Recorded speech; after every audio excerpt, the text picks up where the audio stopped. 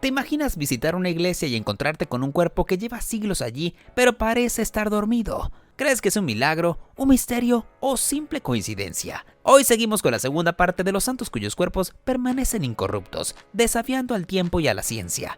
Historias reales, impactantes y profundamente espirituales que no te van a dejar indiferente.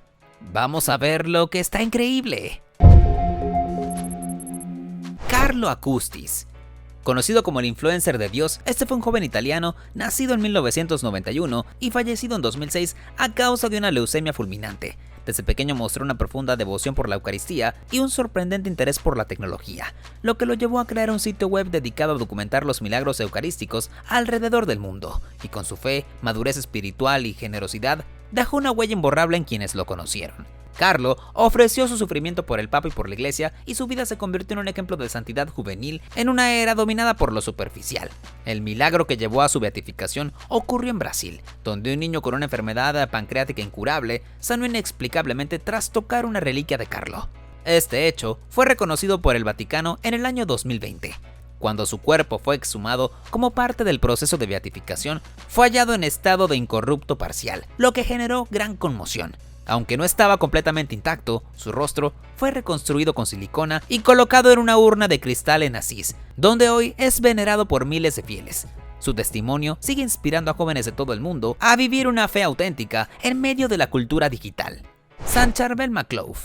¿Qué pensarías si te dijera que el cuerpo de un monje fallecido en 1898 aún exuda un líquido misterioso y parece casi intacto tras un siglo después? No es el inicio de una película de misterio, sino la historia real de San Charbel MacLough, uno de los santos más venerados del Líbano y protagonista de uno de los casos más impactantes de incorruptibilidad en la historia de la Iglesia. Charbel fue un monje maronita que vivió en el silencio absoluto de un monasterio en Anaya, Líbano. Su vida fue una completa austeridad, ayunos extremos, penitencias y oración constante. Apenas hablaba, y cuando lo hacía, era solo para lo estrictamente necesario. Murió en 1898, aparentemente como cualquier otro ermitaño, pero su historia no terminó allí. Poco después de ser enterrado, los otros monjes notaron algo extraño. Del lugar donde descansaba el cuerpo brotaba un líquido espeso, entre rojizo y transparente, como si sudara sangre o savia. Cuando lo exhumaron, el asombro fue total. Su cuerpo estaba entero, suave al tacto, con un color de piel natural y sin rastro de descomposición, y seguía exudando aquel líquido inexplicable. Médicos y testigos lo analizaron durante décadas y nadie pudo ofrecer una explicación científica convincente. No había conservantes ni condiciones climáticas adecuadas para ese tipo de preservación. Solo el cuerpo de un hombre que, según los fieles, había alcanzado un nivel de santidad tan profundo que incluso la muerte parecía haberlo respetado. Hoy, miles de peregrinos visitan su tumba en el monasterio de Anaya. Muchos aseguran haber sido sanados tras orar ante él. Y su cuerpo, aún visible en una urna de cristal, sigue siendo uno de los mayores enigmas religiosos del mundo moderno. Santa Teresa de Ávila. Una mujer adelantada a su tiempo, una voz poderosa dentro de los muros del convento y fuera de ellos, y un cuerpo que siglos después de su muerte sigue causando asombro. Santa Teresa de Ávila no solo transformó la vida religiosa desde el interior del Carmelo, sino también dejó un legado físico que desconcierta a creyentes y escépticos por igual. Murió en 1582 en el convento de Alba de Tormes, tras una vida de visiones celestiales, escritos místicos y una forma profunda de Carmelo descalzo. En vida ya era considerada una santa, pero su historia tomó un giro aún más sorprendente después de su muerte. Cuando se exhumó su cuerpo, quienes estuvieron presentes aseguraron que no había ni rastro del olor típico de la descomposición. El cuerpo se mantenía flexible, con la piel intacta, algo completamente inesperado. Años después, su corazón fue separado del cuerpo y examinado, mostrando marcas internas que coincidían con una experiencia que ella misma había descrito, la transverberación, un éxtasis en el que, según sus palabras, un ángel le atravesó el pecho con una lanza ardiente de amor divino. A lo largo de los años, sus restos fueron divididos, lo que generó controversia, peregrinaciones y hasta apropiaciones políticas. Su mano incorrupta llegó a estar exhibida en distintas ciudades e incluso fue custodiada por Francisco Franco en su residencia personal. Actualmente el cuerpo de Teresa está en parte conservado en Alba de Tormes, donde miles de personas acuden cada año para ver de cerca a una de las figuras más emblemáticas de la mística cristiana. Aunque no se mantiene totalmente incorrupto, la conservación parcial de su cuerpo, después de más de 4 siglos, sigue siendo un misterio que desafía la lógica y alimenta la fe. Beata Imelda Lambertini. Tenía apenas 11 años cuando ocurrió lo impensable. Una niña dominica, envuelta en inocencia y fervor, cayó al suelo tras recibir la comunión por primera vez y nunca volvió a abrir los ojos. La historia de la beata Imelda Lambertini es breve pero tan intensa que todavía hoy conmueve a quienes la escuchan, sobre todo cuando descubren que su cuerpo sigue intacto más de 6 siglos después. Nació en Bolonia en el año 1322 y desde pequeña mostró una devoción inusual por la Eucaristía. A los 9 años pidió ingresar como oblata al convento dominico de Val di Pietra. Su vida allí era de oración, silencio y una profunda espera. Soñaba con recibir la comunión, pero en aquel tiempo la costumbre era no permitirlo hasta una edad mucho mayor. Aún así, ella insistía con una dulzura que no conocía rebeldía. El milagro llegó en la víspera de la Ascensión y durante la misa, mientras oraba en la capilla, una luz sobrenatural apareció sobre ella. Las hermanas que estaban presentes aseguraron haber visto la hostia suspendida en el aire, flotando frente a su rostro. El capellán, conmocionado, entendió que era un signo divino y le dio por fin la comunión. Momentos después, Imelda cerró los ojos y murió en paz, como si su alma hubiera estado esperando ese instante para volar. Su muerte fue vista como un acto de amor tan puro que no necesitaba más tiempo en este mundo.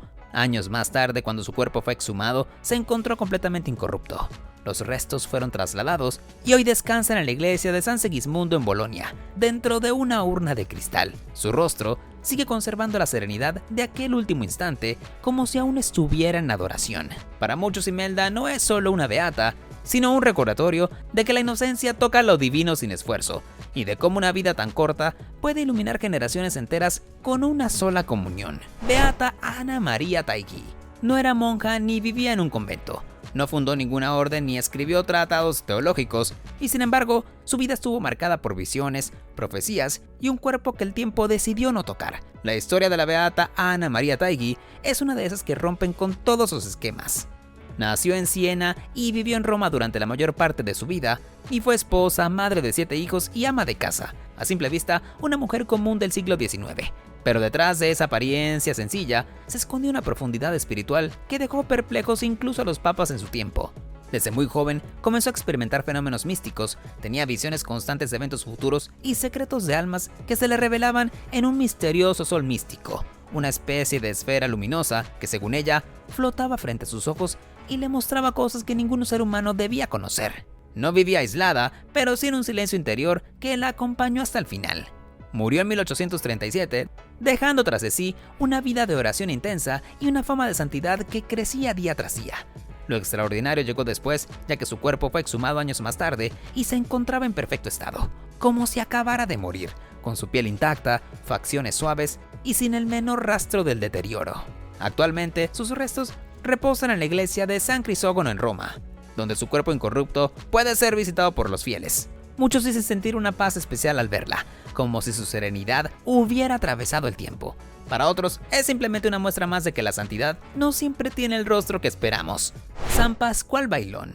Podría haber pasado desapercibido como un simple fraile que barría los pasillos del convento y cuidaba del huerto, pero su amor por la Eucaristía y la humildad con la que vivió transformaron su historia en una de las más veneradas de la espiritualidad franciscana. Y su cuerpo incorrupto, que hoy se conserva en Villarreal, sigue siendo testimonio silencioso de una vida marcada por lo sagrado. Nació en Aragón en 1540 y desde muy joven mostró una inclinación profunda por la vida espiritual. Trabajó como pastor hasta que pudo ingresar como hermano lego en la orden franciscana. No era sacerdote ni teólogo, pero su sencillez escondía una devoción tan intensa que muchos decían que estaban cerca de él para sentir paz. Su amor por la Eucaristía lo definió todo. Pasaba horas de rodillas frente al Santísimo, con lágrimas en los ojos y el rostro encendido de fervor. Hay quienes aseguran que tenía visiones durante la adoración y que incluso en momentos de gran necesidad prefería pasar hambre antes que faltar a sus momentos de oración. Murió en 1592 en pleno día del Pentecostés, como si su alma hubiera esperado esa fiesta para partir.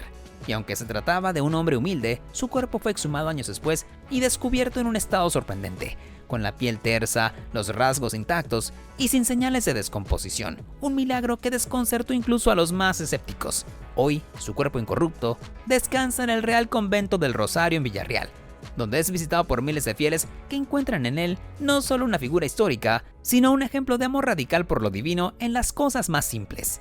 Beata María de Jesús de Ágreda, una monja que nunca salió de su convento, pero que según muchos testimonios, apareció en tierras lejanas para hablar de Dios a quienes jamás habían escuchado su nombre. Así empieza la historia de la Beata María de Jesús de Ágreda, una abadesa franciscana que asombró al mundo no solo por sus visiones y escritos místicos, sino también por el estado en que su cuerpo fue hallado siglos después. Nació en 1602 en el norte de España y desde muy joven se sintió llamada a la vida religiosa. Ingresó al convento de clausura de Ágreda, donde vivió toda su vida sin salir jamás del recinto. Sin embargo, su testimonio cruzó océanos. Misioneros del Mundo Nuevo comenzaron a reportar que indígenas del norte de México ya conocían los fundamentos del cristianismo y aseguraban haber sido instruidos por una dama vestida de azul que aparecía de forma repentina y luego desaparecía sin dejar rastro. La noticia llegó al Vaticano y provocó un revuelo. María de Jesús nunca dejó el convento, pero sí escribía cartas, relatos detallados y descripciones de lugares que jamás había visitado. Sus experiencias de bilocación, que es la capacidad mística de estar en dos lugares a la vez, la convirtieron en una figura envuelta en misterio. Murió en 1665 tras una vida de oración, obediencia y fenómenos que desafiaban cualquier lógica. Cuando su cuerpo fue exhumado, lo hallaron en perfecto estado de conservación. Los testigos describieron una piel suave, un rostro sereno y ningún signo de corrupción a pesar del paso de los años y de las condiciones naturales del sepulcro. Actualmente su cuerpo incorrupto permanece expuesto en el convento de las Concepcionistas de Ágreda. Quienes lo visitan afirman que su sola presencia transmite un silencio profundo, como si el misterio que marcó su vida se mantuviera intacto en la muerte. Santa Cita. Ella no era una doble ni una mística con visiones celestiales, no escribía cartas espirituales ni fundaba órdenes religiosas. Era una sirvienta, una joven sencilla de la ciudad de Lucca que pasó casi toda su vida limpiando, cocinando y sirviendo a una familia adinerada.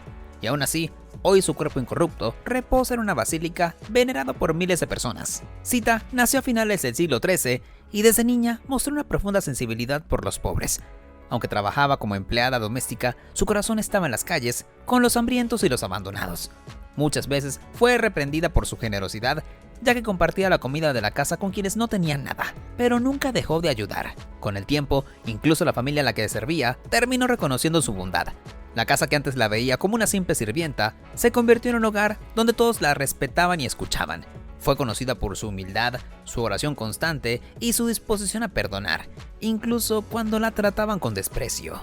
Murió en 1278, rodeada de fama de santidad. Y el verdadero asombro llegó años más tarde, cuando su tumba fue abierta y su cuerpo se encontró intacto. No había rastros de corrupción, a pesar del paso del tiempo y de las condiciones en las que había sido enterrada. Su piel, su rostro, sus manos, todo parecía conservarse como si hubiera fallecido hace unos solos días atrás. Hoy, su cuerpo incorrupto puede verse en la Basílica de San Frediano en Lucca. Muchos peregrinos se acercan a ella buscando inspiración, recordando que la santidad no necesita títulos ni milagros espectaculares, solo una vida vivida con amor silencioso y fidelidad en lo cotidiano. Beata María de San José. En una época de cambios políticos y desafíos sociales, una mujer venezolana decidió entregarse por completo a los más pobres, a los enfermos y a los abandonados. La Beata María de San José no solo fundó la congregación que transformó la vida religiosa en su país, también dejó un legado que con el tiempo no ha podido borrar, ni siquiera en su cuerpo, que permanece incorrupto como testigo de una vida sin reservas. Nació en Choroní en 1875 y desde muy joven sintió el llamado a consagrarse a Dios. No venía de una familia poderosa ni tuvo una formación privilegiada, pero sí poseía una fe inquebrantable. Fundó la congregación de las Hermanas Agustinas Recoletas del Sagrado Corazón de Jesús, dedicado a la atención de los más necesitados, especialmente mujeres y niños sin hogar. Su misión no era solo ser caritativa, era profundamente espiritual, marcada por la humildad, el sacrificio y una capacidad casi sobrehumana de servicio.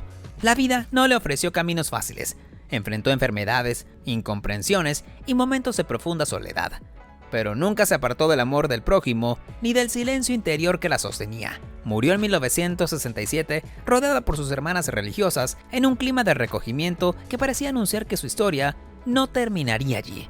Cuando su cuerpo fue exhumado, muchos esperaban encontrar solo los restos de una mujer santa, pero lo que hallaron fue algo mucho más impactante. Su cuerpo permanecía sin señales de descomposición, con la piel intacta y los rasgos serenos. Desde entonces, descansa en el santuario de las Hermanas Agustinas Recoletas en Maracay, donde miles de devotos la visitan cada año. Para muchos venezolanos, María de San José no es solo una beata, es un símbolo de fe sencilla, de entrega absoluta y de esperanza viva. Su cuerpo incorrupto no solo es un fenómeno inexplicable, es una presencia silenciosa que sigue hablando a quienes buscan un sentido más profundo en la vida. San Camilo de Lelis.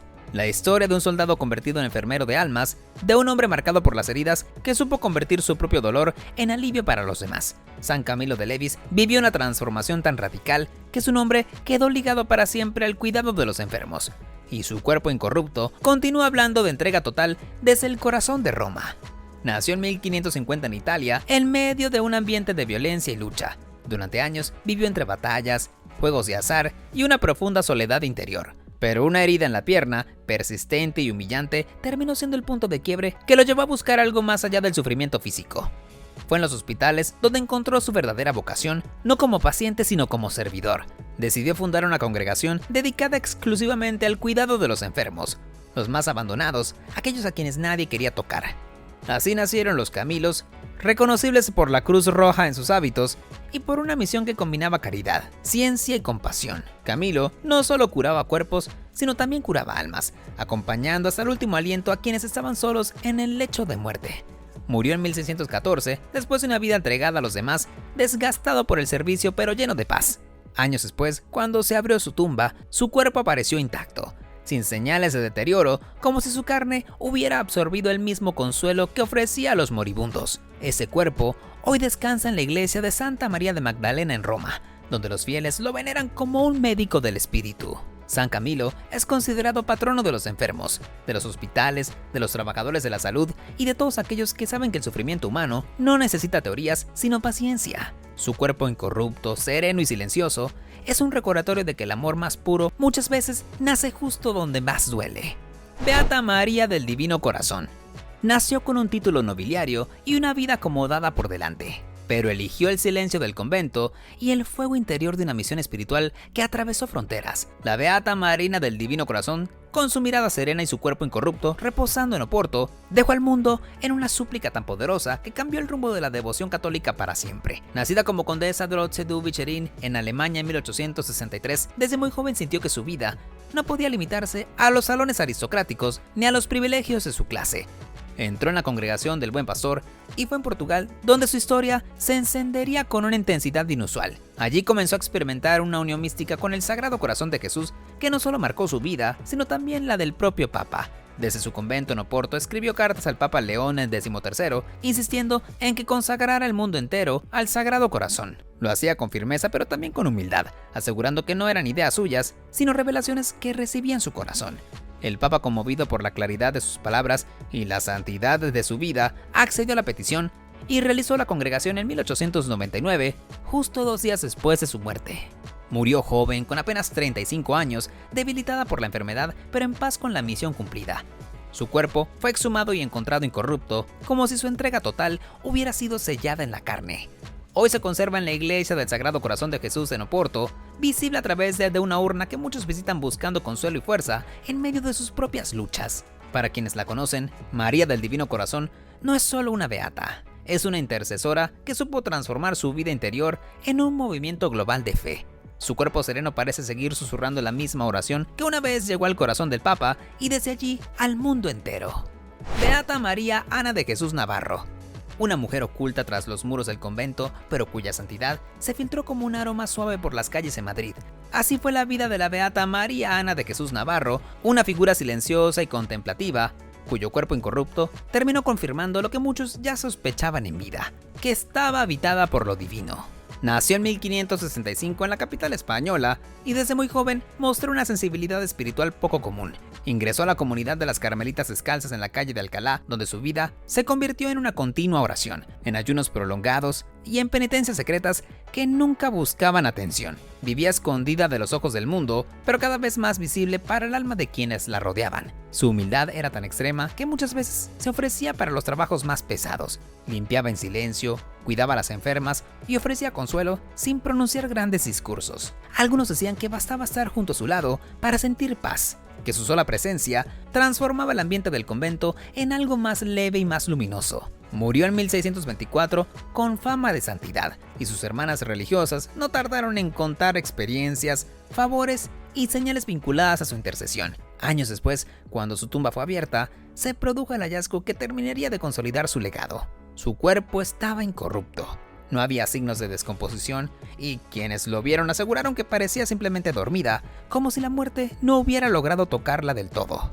Su cuerpo fue cuidadosamente conservado y continúa siendo venerado como un signo visible de lo invisible, una confirmación silenciosa de que la santidad no necesita ruido ni reconocimiento, solo fidelidad profunda a una vida entregada a Dios desde lo más escondido. Beata Margarita de Città di Castello. Nació ciega, con la espalda encorvada y una estatura pequeña que desafiaba la norma de su tiempo, pero dentro de aquel cuerpo frágil latía un alma que ni el abandono ni el desprecio pudieron apagar. La Beata Margarita de Città di Castello fue rechazada por sus propios padres, acogida por desconocidos y venerada después por generaciones que vieron en su cuerpo incorrupto la prueba más hermosa de una luz que nunca se apagó. Nació en el siglo XIII en una familia noble que no supo aceptar su diferencia. Sus padres intentaron esconderla del mundo y más tarde la abandonaron frente al santuario de un convento, esperando que la caridad ajena hiciera lo que ellos no quisieron hacer. Pero lo que parecía una tragedia se convirtió en el inicio de una vida profundamente transformadora. Margarita fue acogida por personas humildes y con el paso del tiempo se unió a la Tercera Orden de Santo Domingo. Sin vista ni salud, con un cuerpo marcado por el dolor físico, se convirtió en guía espiritual para muchos. Enseñaba con dulzura, consolaba con sabiduría y su fe no conocía límites. Nunca mostró amargura y su alegría desarmaba a quienes se le acercaban. Muchos decían que la santidad le salía por la voz, por el gesto, por la manera de amar sin esperar nada a cambio.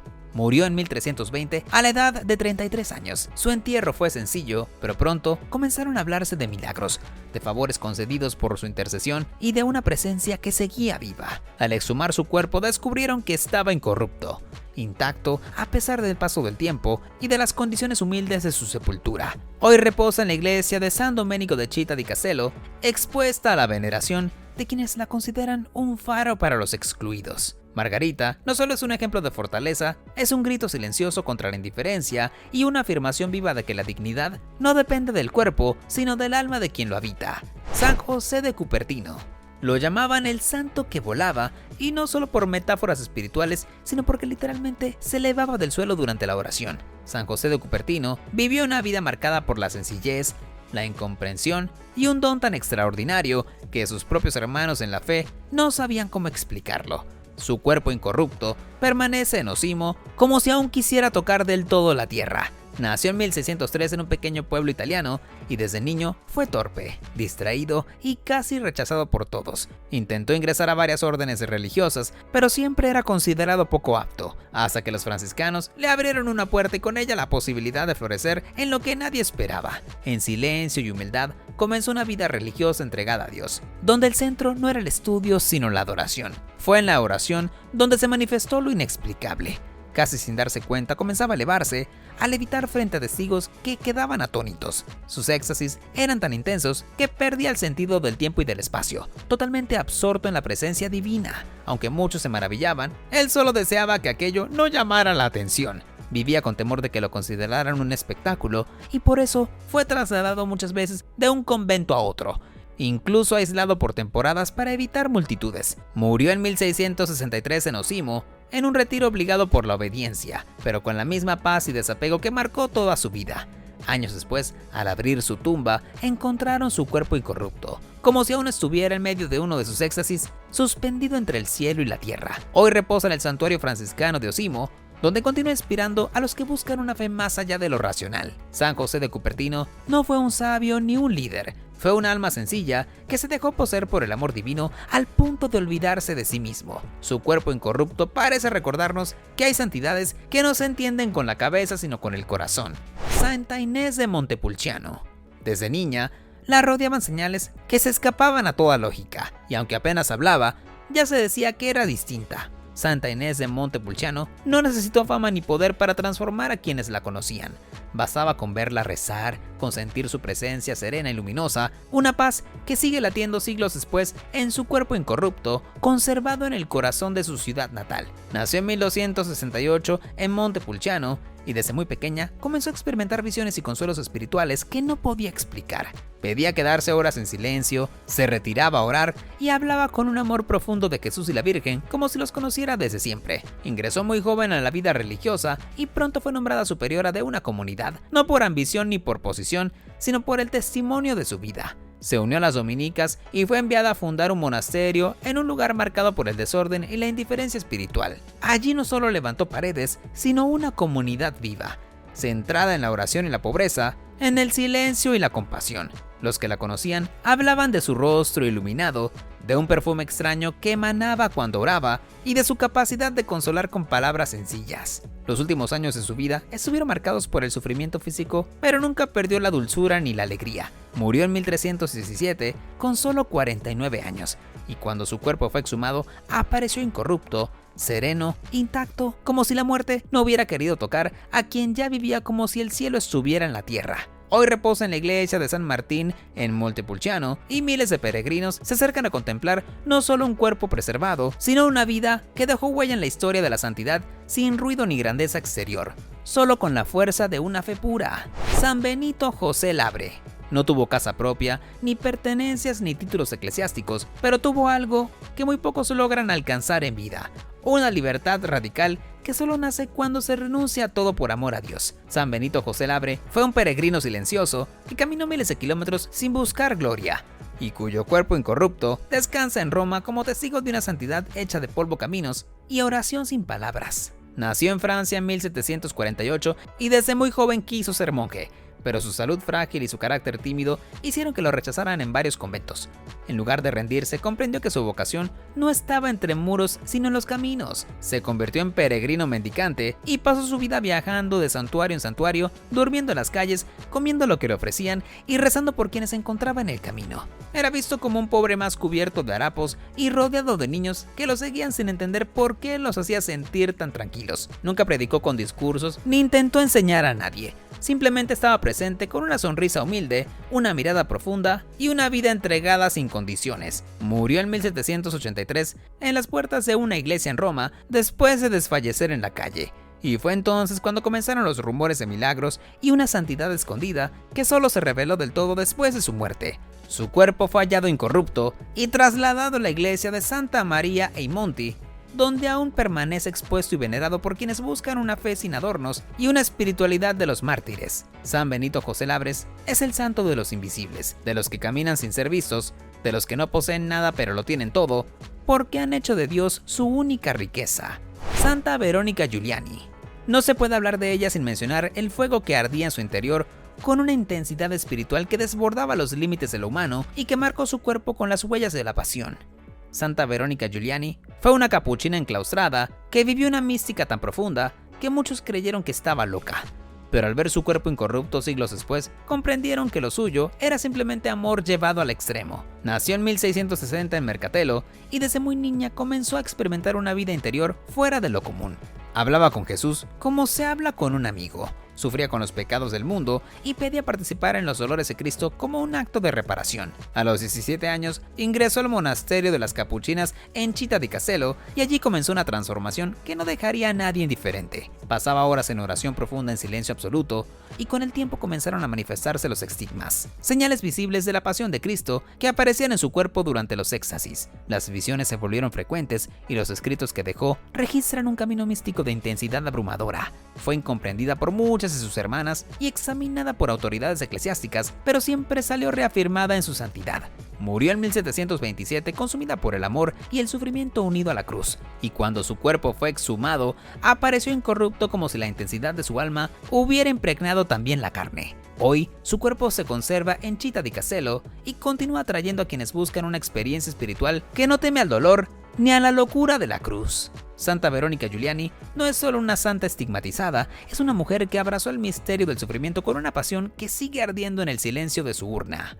Ahora cuéntanos, ¿cuál de esas historias te parece la más conmovedora? Déjanos tu opinión en los comentarios. Mientras tanto, acá te dejamos dos videos que también están increíbles.